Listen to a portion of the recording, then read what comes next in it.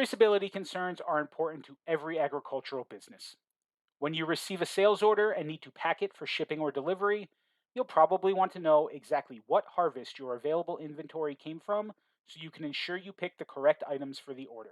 Things like the field, bed, and harvest date are obviously important, and you'll use a unique traceability lot number to track that information for your harvest. In case any product source questions arise in the future, you'll be able to easily know exactly when and where the item was harvested. The process in the FarmBright system consists of 4 easy steps. First, you'll set up your inventory tracking system to know where you're storing your harvests. Then you'll harvest your crops and add them to that inventory, assigning them a unique traceability lot number.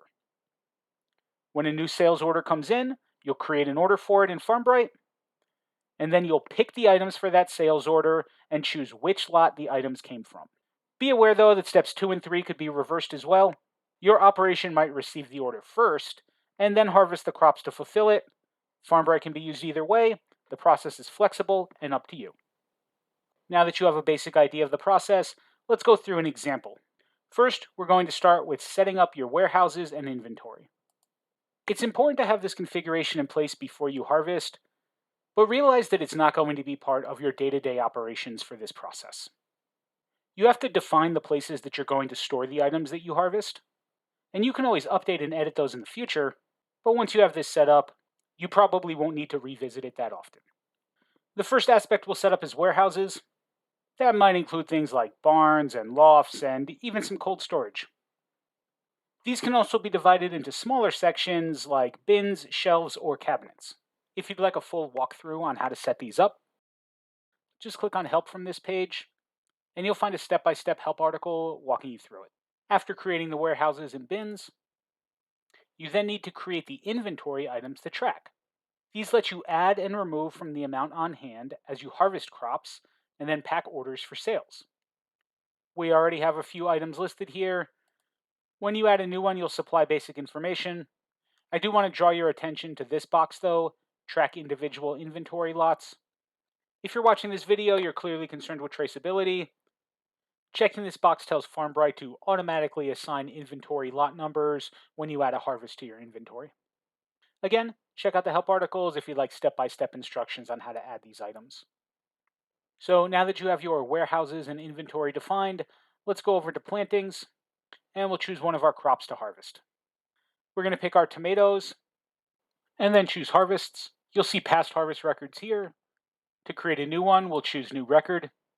We'll supply the amount harvested, when we harvested it, and we can optionally add a batch number or a trace number. As you can see here though, if you leave this blank, it will automatically be generated for you. We can grade our harvest, supplying estimated revenue and any notes that we need.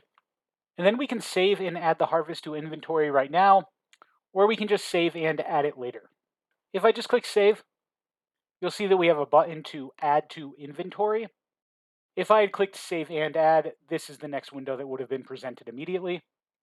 We'll choose our inventory item. There's the tomatoes. And then we'll choose where it's stored. You can see that the options here are directly related to what we just created under Resources. If you don't want to add the entire harvest to the inventory, maybe there was some spoilage or stalks and leaves that you need to remove, you can change the amount being added, and FarmBright will ask you for a loss reason. The lot number from the harvest is automatically added here as well for traceability, as well as a link to the harvest itself.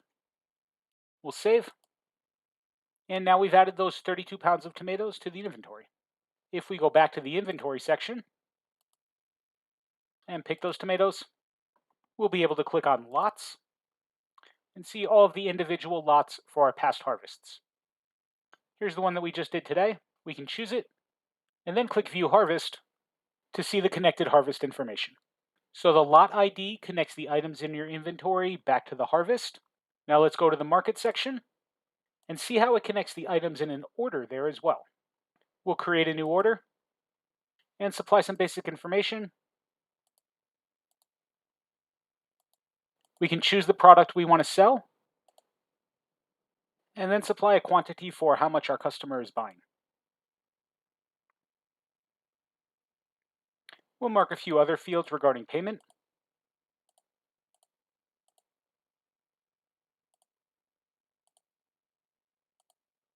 and then see the option to save and pick, or just save.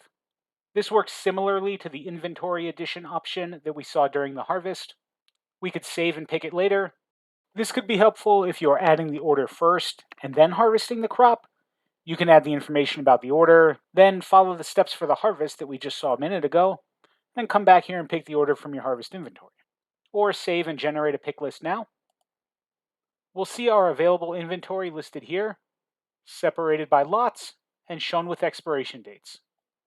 While we harvested this lot today, we probably want to pick this order from an earlier harvest as it expires sooner and has the amount we need available. We'll pick our 10 pounds of tomatoes from this lot, and then choose if we'd like to reduce the inventory now or just generate the pick slip. If you choose to just generate the slip, you could print it and then go pick it, or access the order on a mobile device to save some paper. We'll choose to reduce the inventory now and save, and see that these 10 pounds of tomatoes in the order are connected back to this lot. If we go back to the order, we can easily get back to that information by clicking Pick List.